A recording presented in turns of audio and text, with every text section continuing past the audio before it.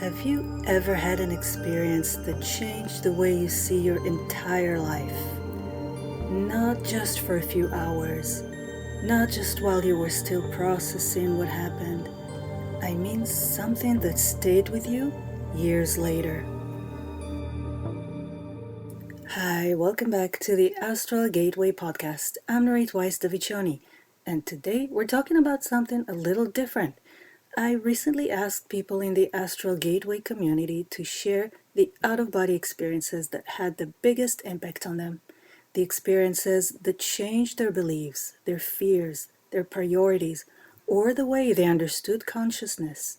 And I received some incredible stories. So, with the permission, in this episode I'm going to share some of them with you.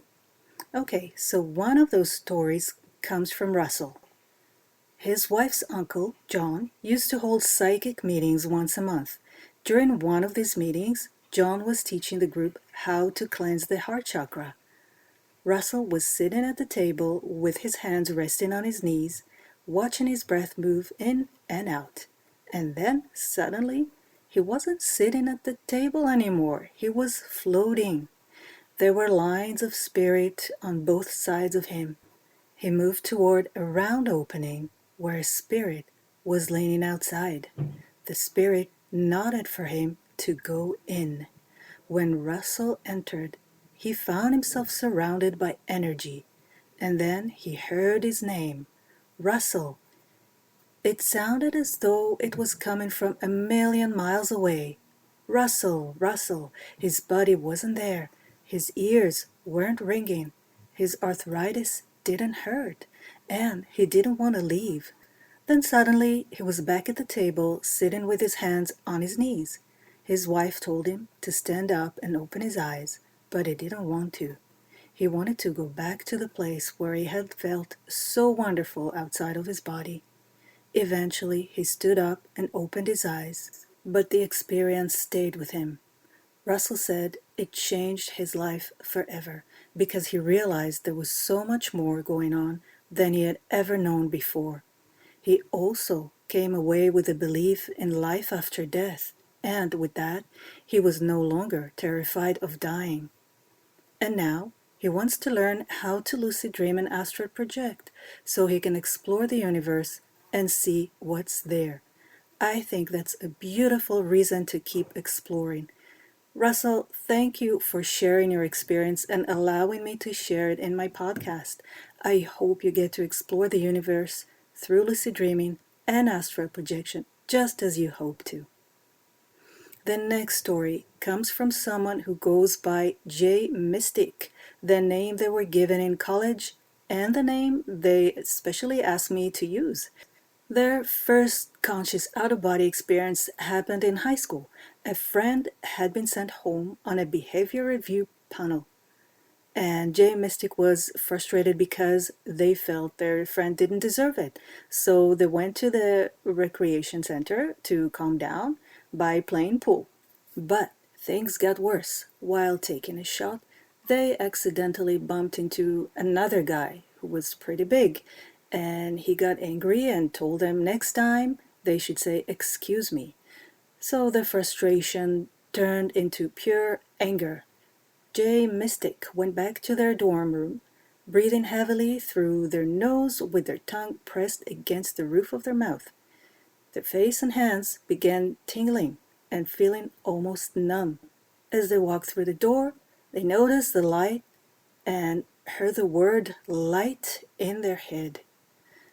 And then they looked at the picture of an angel levitating on their phone and heard one word in their mind, body. Then they looked ahead. Suddenly, they heard a loud ripping sound. Everything went black, but they could still see. There was no texture or detail around them, just blackness with lines showing three-dimensional depth. Their phone was no longer in their hand. They were floating toward the mirror. They even had the thought they could pass through walls. And then, when they blinked, they could still see through their eyelids. Then after only 2 or 3 seconds, everything returned to normal. They looked behind them, thinking someone must have turned off the light, but nobody was there. For the next 3 days, they thought they had somehow teleported. It wasn't until later, after buying a book about astral projection, that they realized what had actually happened. They had astral projected while walking. Wow, J Mystic, thank you for sharing your experience and for letting me use your name. And honestly, isn't it incredible that you can be completely awake, walking through your room, and suddenly find yourself outside your body? I also love that you spent 3 days thinking you had somehow teleported before discovering what had actually happened. That's such a fascinating first experience. Thank you so much for that. The next story is from someone describing one of their first out-of-body experiences where they knew exactly what was happening.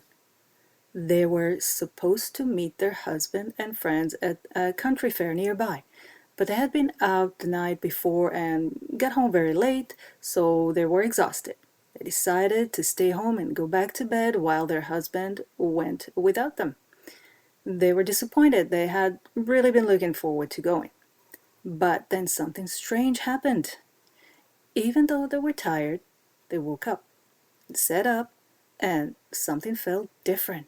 The colors in the room seemed softer, although everything looked mostly the same. Then they stood up, and that's when they realized what was happening. Their physical body was still asleep in bed.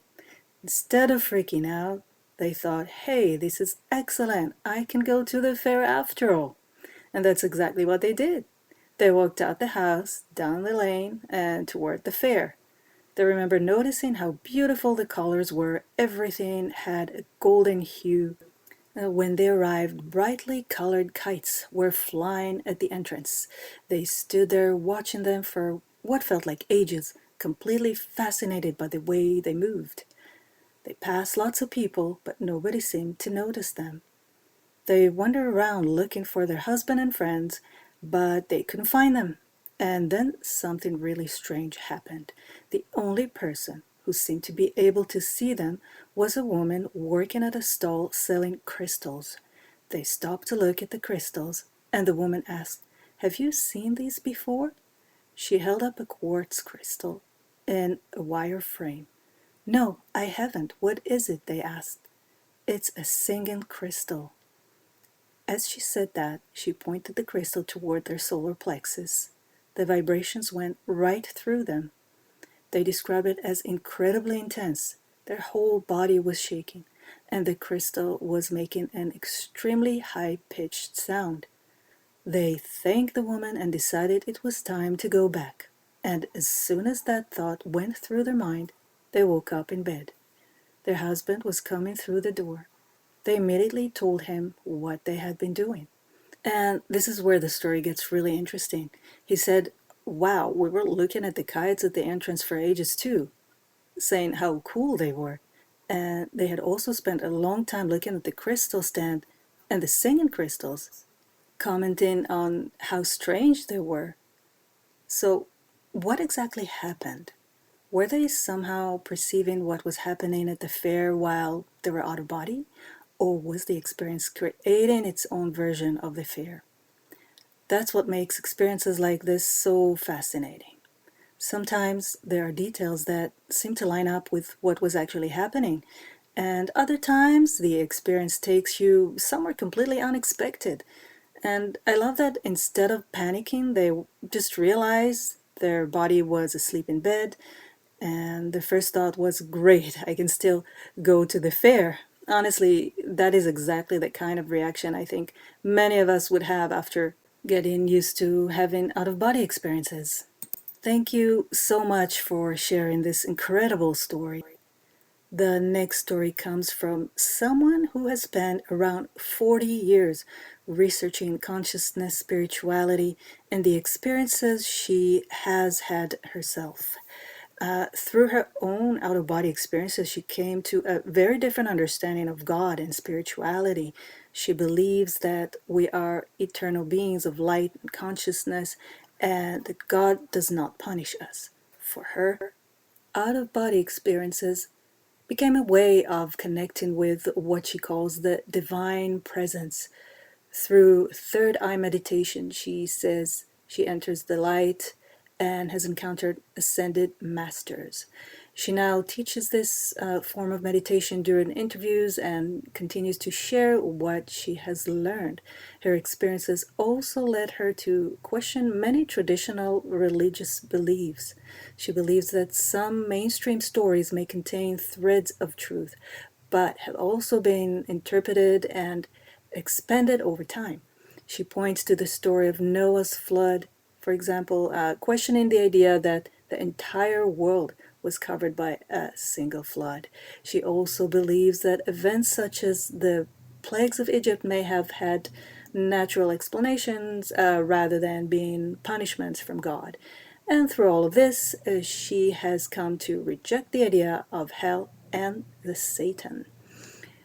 Whether or not someone shares her beliefs, I think this is one of the most interesting things about experiences like this. They can completely change the way a person understands God, death, consciousness, and the world around them. So thank you for sharing your experiences and the conclusions you've reached through decades of exploration and research.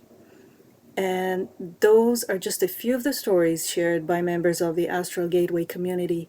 I want to thank everyone who took time and shared their experiences with me and allowed me to include them in this episode. Every story was different. Some people saw places they had never seen before. Some encountered beings or energies they couldn't explain. Some experienced a complete change in their understanding of life and death. And that's what I find so fascinating about out-of-body experiences. There isn't just one type of experience, and there isn't one way people are affected by them. For some, it simply creates a desire to explore more, and for others, it changes their entire understanding of consciousness. And for some, it completely changes their relationship with death. If you've had an out-of-body experience that made a lasting impact on you, I'd love to hear about it. You can share your story in the Astral Gateway community or even in the episode's comments.